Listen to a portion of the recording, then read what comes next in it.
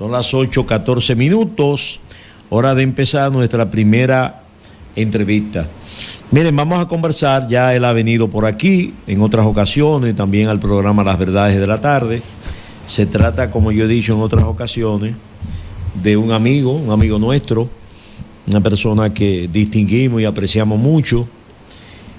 Es un profesional que ha estado desde el inicio del proyecto del presidente Luis Abinader, aportando en términos profesional, inclusive en términos familiar. Yo recuerdo que las reuniones principales aquí en la provincia de Santiago se hacían y se hacen en su casa. Eso. Se hacían y se hacen en su casa, todavía en la actualidad. Pero se trata de un profesional muy calificado. Pero no solamente eso, señores, porque es que yo lo conozco bien. Se trata de un ser humano extraordinario, padre de familia, ejemplar, y un hombre muy decente, un hombre muy decente. Para nosotros es de mucho placer y saludamos al director de toda la región del Cibao de el INDRI, aquí en Santiago, el ingeniero Rafael Romero. Buenos días, ingeniero. Buenos días, Nelson. Buenos días, compañero. Buenos días, ingeniero. Gracias, Nelson, por tu elogio, por esta palabra tan bella que has dedicado a mí. Estamos a la orden, Nelson. Vamos a comenzar nuestro programa. Fíjese, ingeniero, de verdad, usted sabe que no son elogios, son situaciones que uno siente y que uno vive, que uno ha vivido, ¿verdad? Con usted y su familia y todo lo que hemos estado ahí. Ingeniero, mire, hoy se está anunciando precisamente en los medios de comunicación que el 14 de agosto, hoy estamos a 8, prácticamente dentro de una semana, 6 días, se va a firmar el Pacto por el Agua, el Pacto Dominicano por el Agua, que cuenta con 400 propuestas para preservar este recurso. Será firmado el 14 de agosto, según dijo el director ejecutivo del Gabinete del Agua, Gilberto Reynoso. Cuéntenos de eso, ingeniero. Bien, eso va a ser un paso muy interesante para nuestro país, que hayan ya normas definidas en cuanto al agua. Realmente el agua es vida, es algo que lo necesitamos en todos los sentidos para el ser humano vivir. El agua la necesitamos para tomarla, para higienizarnos, pero no solamente eso, sino también para la agropecuaria, que es un factor que es la alimentación nuestra del ser humano. O sea que hace mucho que esto ya debió de haberse efectuado.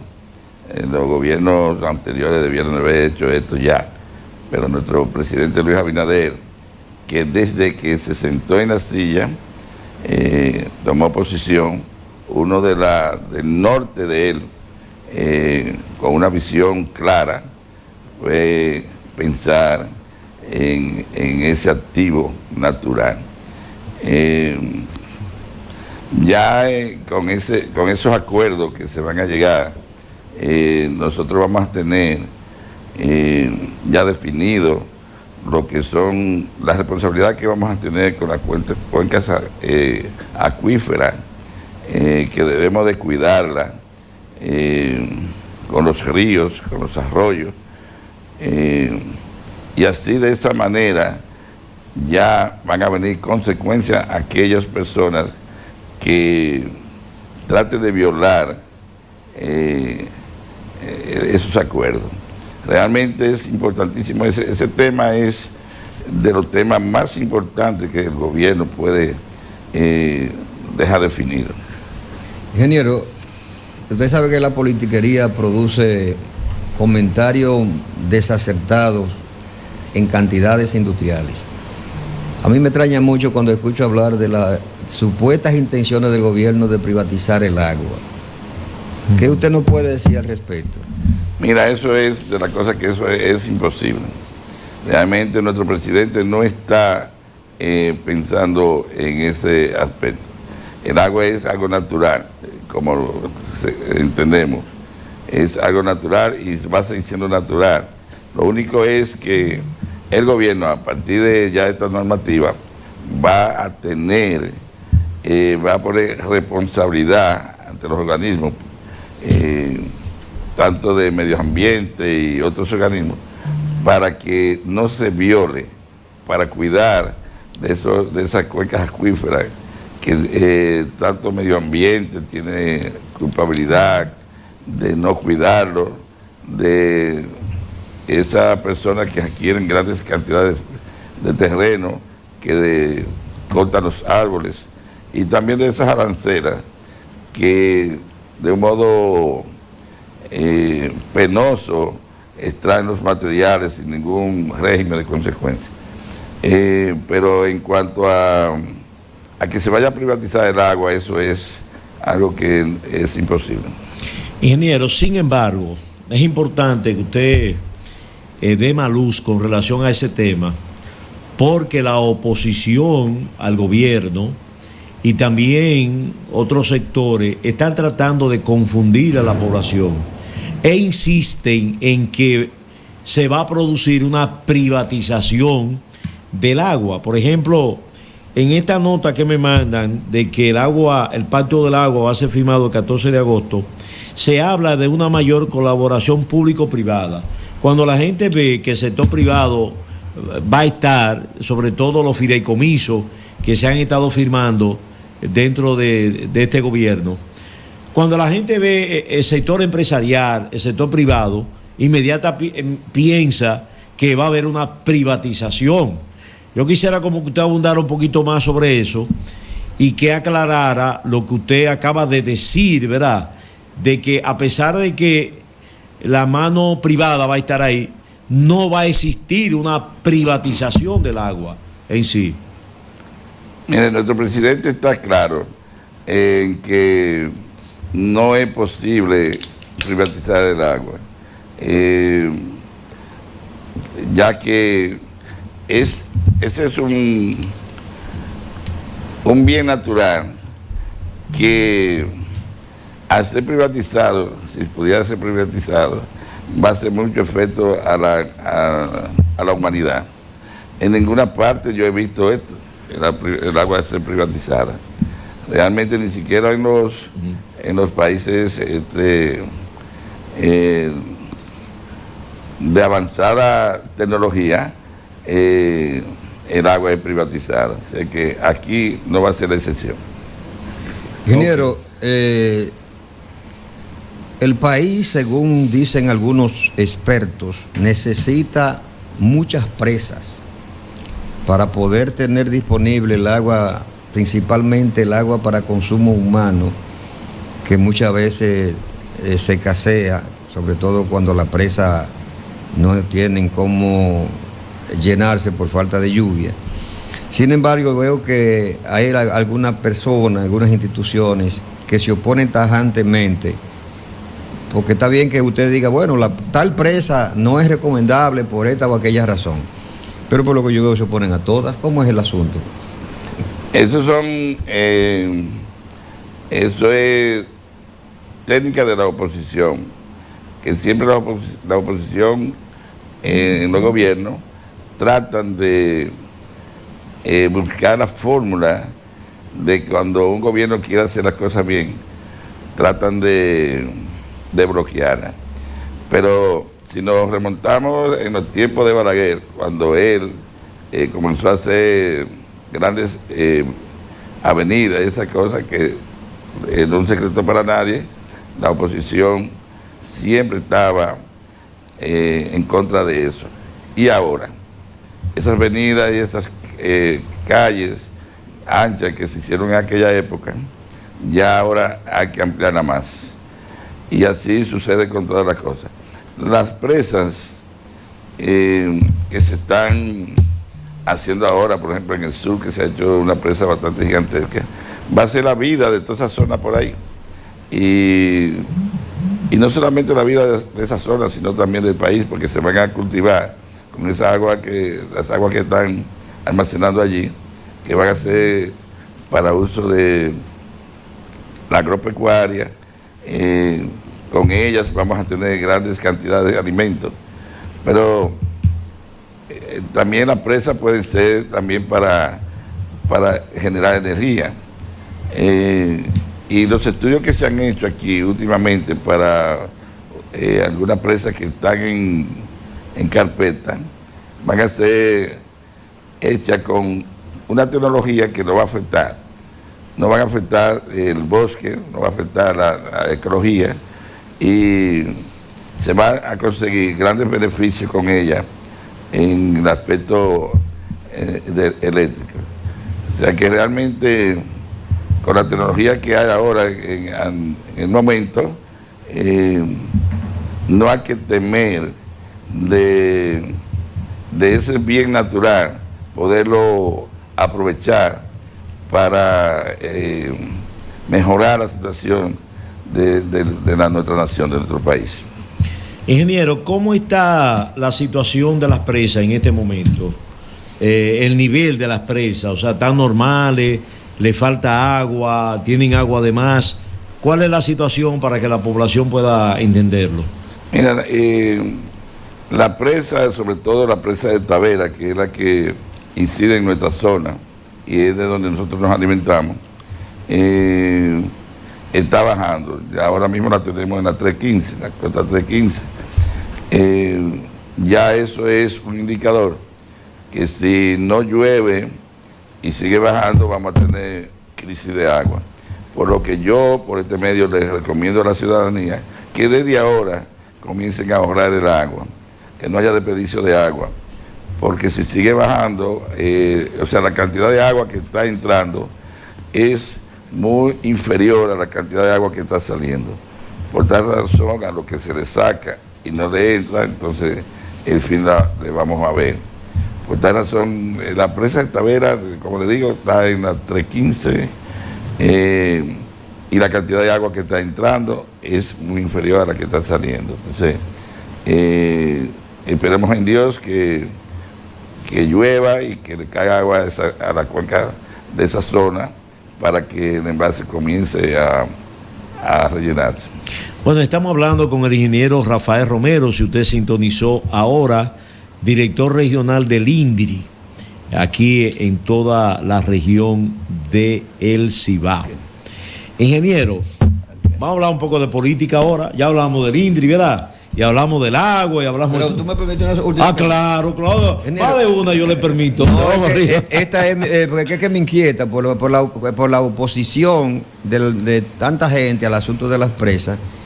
Yo me pregunto, y quisiera que el ingeniero a eso me ayudara, ¿qué efecto nocivo, negativo recibe el río cuando se represa, cuando se convierte en el suplidor de una presa? No, el río realmente, o sea, cuando tú estancas ya un río, el agua que va a seguir yendo por el mismo, por el cauce, es el excedente ya de los tratados, porque ya eso va a ser controlado, por ejemplo, por el departamento de presa. Ve qué cantidad de metros cúbicos por segundo va a vertir al río. En nuestro caso, que nos alimentamos de la presa de Tavera, estamos operando ahora mismo con 18 metros cúbicos por segundo, por minuto, que es la cantidad de agua con la cual estamos operando tanto para la energía como para el consumo humano y para la agropecuaria, para los canales de riego. Pero eso no hay ningún efecto secundario. Realmente no lo hay. Ingeniero, antes de entrar a la política, hay un tema que no podemos obviar y tratárselo a usted. Bueno, el río Yaque, estudio, diputados hablando, ya el río Yaque prácticamente ha desaparecido. Hay una parte donde yo dije, voy a pedir un pedacito ahí para hacer una casa ahí, porque ahí no entra agua, ahí no entra nada, tú ves.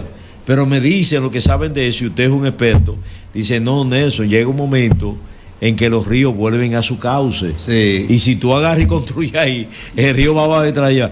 Pero, ingeniero, ¿qué es lo que vamos a hacer con el río Yaque, ingeniero? Ya el río Yaque ya prácticamente ha desaparecido. Entonces, yo sé que ustedes tienen estudios, ustedes han valorado, pero ¿y qué es lo que vamos a hacer con el río Yaque? Bien, ese es un mar que lamentablemente nosotros los humanos es lo que nos hemos encargado de desaparecer, no solamente el río Yaque, sino todos los ríos de nuestro país. Miren, la alimentación del río Yaque viene de la cuenca hidrográfica de la parte alta de la montaña. Una vez nosotros cortamos todas esas, hacemos desmonte en él, las aguas que caen allí vienen sin reserva, van todas a los arroyos y a los pequeños riachuelos, y de ahí caen al río, pero del río se van directamente al océano.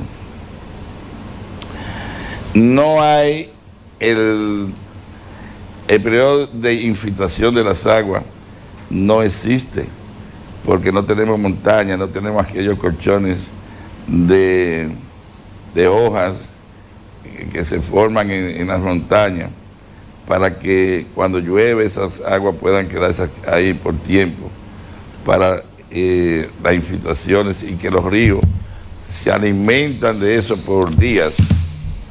Pero tampoco hemos cuidado el manto, aquel colchón de agregado que existe en los ríos, fruto de la corriente de lo mismo, y que derrumban tierra por allí, y esa tierra se lava, y de ahí vienen lo que es los agregados, la arena y la grava. Ese colchón, cuando está ahí debajo de las aguas, permanente, las aguas se enguardecen ahí, y vienen lo que se llaman las infiltraciones para dar paso a resguardarse bajo tierra, en donde están reservorios, le llamamos los reservorios bajo tierra. El agua cae cuando ya ese río no tiene esos mantos de arenas y grava, porque ya se le han llevado las arancelas sin ningún control, y se va derecho al océano. O sea, hoy llueve, en la mañana y en la tardecita no hay una gota de agua en el río. Esa es la razón. Entonces, los gobiernos, nuestro gobierno y el gobierno que venga, tienen que poner mucha atención a lo que es la reforestación, y que se cuide de ella, y también la parte de las minas, que de un modo alegre se dejan sacar se sacan los materiales, los agregados, y del río propiamente, para comercializarlo. Entonces ahí solamente se beneficia un grupito, que es el grupo empresarial que tiene esa arancela, o aquellos que tienen grandes cantidades de tierra para sus ganados. Entonces ya la población, en sentido general, sufre lo que hoy estamos sufriendo, sufre ver la agonía del río ya desaparecer.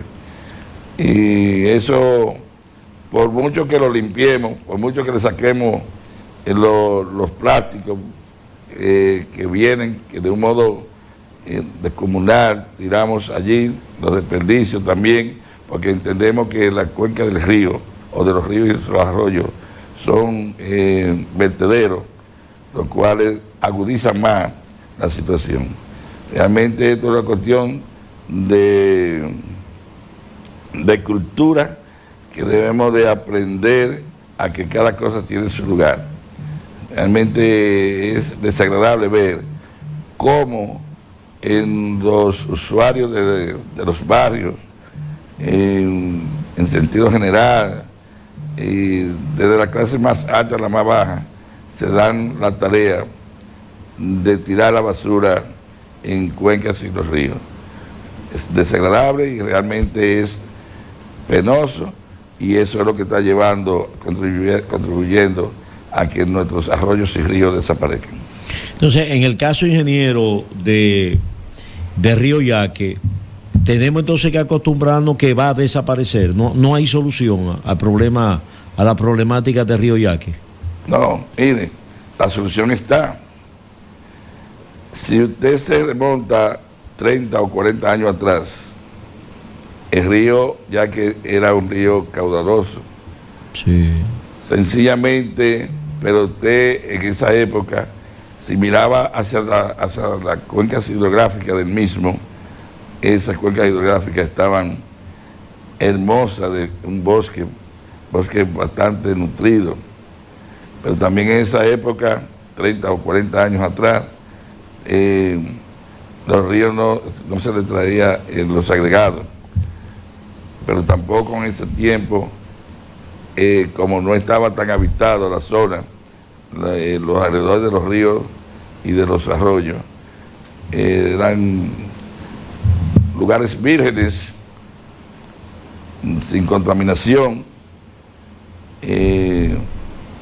También eso ayudaba, o sea, era la vida del río.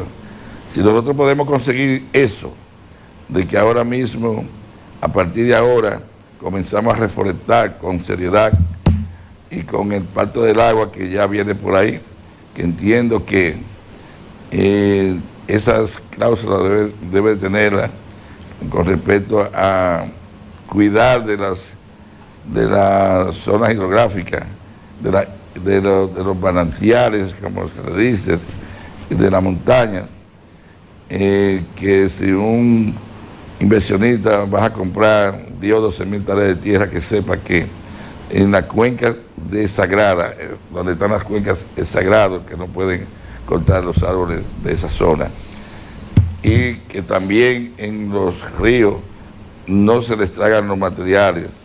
Nosotros en 30 años o 40, entre 30 o 40 años más adelante, nosotros podemos tener nuestro río igual, con las mismas condiciones que antes. Ingeniero, ¿y cómo han manejado ustedes el asunto de la grancera? Porque esa gente no tenían control en tiempo atrás. Bien, ese es un tema que nosotros no podemos, como INDRI, no tenemos incidencia en la misma. Eso le corresponde a medio ambiente. Ah, bueno. Bien, ingeniero, vamos a hablar un poco de política ahora. Ya hablamos de los técnicos, hablamos del INDRI, ¿verdad? Ingeniero, hoy estamos a 8 ya, y el presidente dijo que tiene hasta el 17. Estamos hablando de una semana ya, ¿verdad? Una semana, 9 días. ¿En qué está eso de la reelección, la repostulación del presidente Abinader?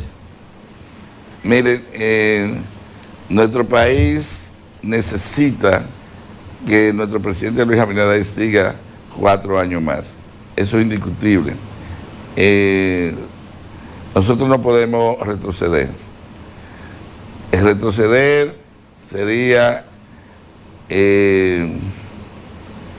hacer morir nuestra patria, hacer morir nuestro país. Si nosotros recordamos esos años recientes pasados, fueron años angustiosos en todos los sentidos. Nosotros hemos encontrado una luz, un respiro con nuestro presidente, y tenemos que seguir con él. Realmente no me cabe la menor duda que nuestro presidente Luis Abinader se va a sacrificar una vez más para seguir los 4 años más. O sea que eso es es una persona que le duele nuestro país, que le duele nuestra patria, y sé que él,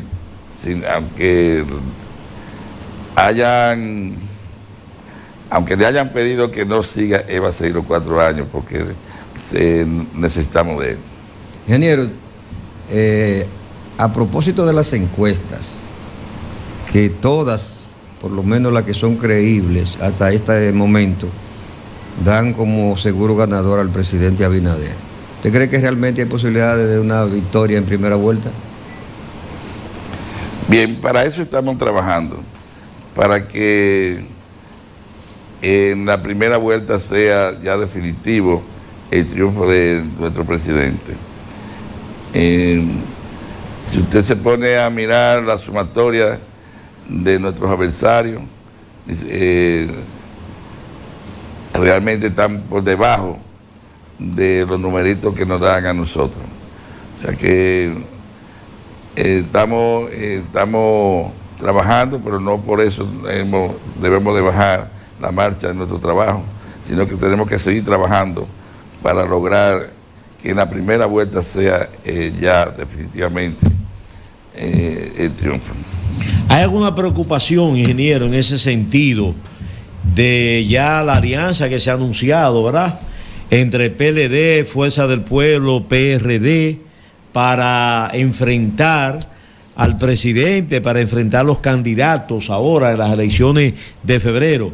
¿Ustedes en el PRM tienen alguna preocupación por esa alianza? Mire, como le dije hace un momento, la sumatoria de ellos está muy por debajo de la de nuestra. O sea, ¿qué significa eso? Que aunque ellos se alíen, aquella alianza, nosotros no vamos a temer a eso. Obviamente que es una alerta para nosotros seguir, no bajar la intensidad de nuestro trabajo en el partido. Debemos seguir manteniéndola con más fuerza ahora, para que cuando nos vayamos a las elecciones, ganar con un porcentaje mucho mayor inclusive que lo que tenemos ahora. Bueno, ya estamos llegando a la parte final de este conversatorio con el ingeniero Rafael Romero. Él es el director regional de el INDRI, ¿verdad?, aquí en Santiago. Ingeniero, a través del 829-C80-5000 los televidentes participan haciendo preguntas, muchas, pero uno toma alguna, ¿verdad?, y se la hace a los entrevistados, en este caso a usted. Uno pregunta que si usted tiene algunas aspiraciones, que si usted va a aspirar a diputado, senador, alcalde, que si tiene alguna aspiración para este proceso de febrero o de mayo. No, realmente yo no tengo aspiraciones en particular. Yo hasta el momento soy un guardia, un soldado del presidente, donde el presidente entienda que yo pueda hacerle una labor que sea en beneficio de nuestro pueblo, ahí estaré. ¿No tiene aspiraciones, ingeniero? No tengo aspiraciones. Ingeniero, finalmente, la alcaldía de Santiago, cuénteme, ¿con quién usted está? ¿Quién usted cree que debe ganar la alcaldía de Santiago? Ahí en el PLD está renunciando, Jeffrey se fue, dejó a Víctor Fadú solo porque él dice que ahí no hay oportunidades. Entonces, aquí en Santiago, en lo municipal, los partidos no van a tener alianza, van a presentar cada uno su candidato. Uno supone que en el PLD va a estar Víctor Fadul, uno supone que en la Fuerza del Pueblo, ahí entonces Jeffrey, yo no sé si se va para allá, dicen que se la van a dar a él, ahí está Altagracia, ahí está Silvio, en el PRD está su amigo Ervin Vargas, está Denis Avería, en medio de este cuadro, Ulises es el candidato ya del PRM, en medio de este cuadro, ¿cómo usted ve? ¿Con quién usted está? ¿Quién usted cree que va a ganar la alcaldía de Santiago? Y yo estoy definido desde el principio. Ya en febrero usted puede estar seguro que nosotros vamos a tener a Ulises como el alcalde de aquí de Santiago. Ulises, Dios mediante, en febrero va a ser alcalde. ¿Por qué, ingeniero? ¿Por qué Ulises va a ser el alcalde? Porque es el más votado, porque es lo que el pueblo quiere, una persona que llega desde lo más alto hasta lo más bajo. La gente la gente cree en Ulises, o sea que realmente no me cabe la menor duda que Ulises va a ser, o ya prácticamente es el alcalde de Santiago, o sea que el que está ahí puede ir recogiendo para que le entregue a Ulises, eso es así. Yo tengo la convicción porque yo estoy con Ulises desde el principio,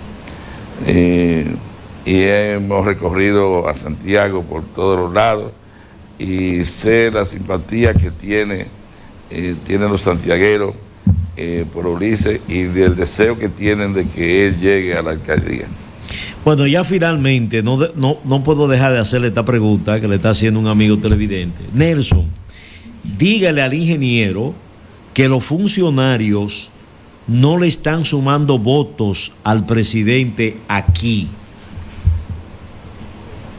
¿Le merece alguna opinión esa reflexión de? Mire, ya el presidente sabrá, porque él tiene los numeritos de cada uno de nosotros los funcionarios aquí en Santiago.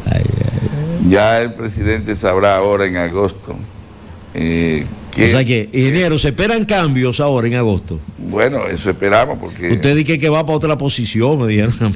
Oiga, le he dicho al presidente, yo soy un soldado.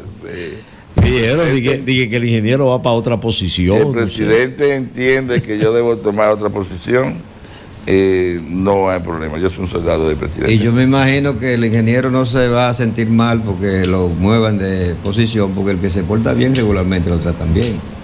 Sí, el que se porta bien regularmente lo tratan bien. No, pero que uno espera que si lo mueven de una posición, tiene que ser a una superior, ¿verdad? Por eso mismo que te digo que no creo que tenga donde haya cuarto y recursos para uno poder resolver el problema de la institución, sí, porque muchas veces te mandan a una institución sin un chele, sin un presupuesto. No, y que lo mismo que decimos, el problema de la política es que usted puede ser el mejor funcionario, y si usted no resuelve problemas, usted cuando sale a la calle nadie le hace caso, porque ese es un problema de la política. Bueno, ingeniero, gracias por haber venido.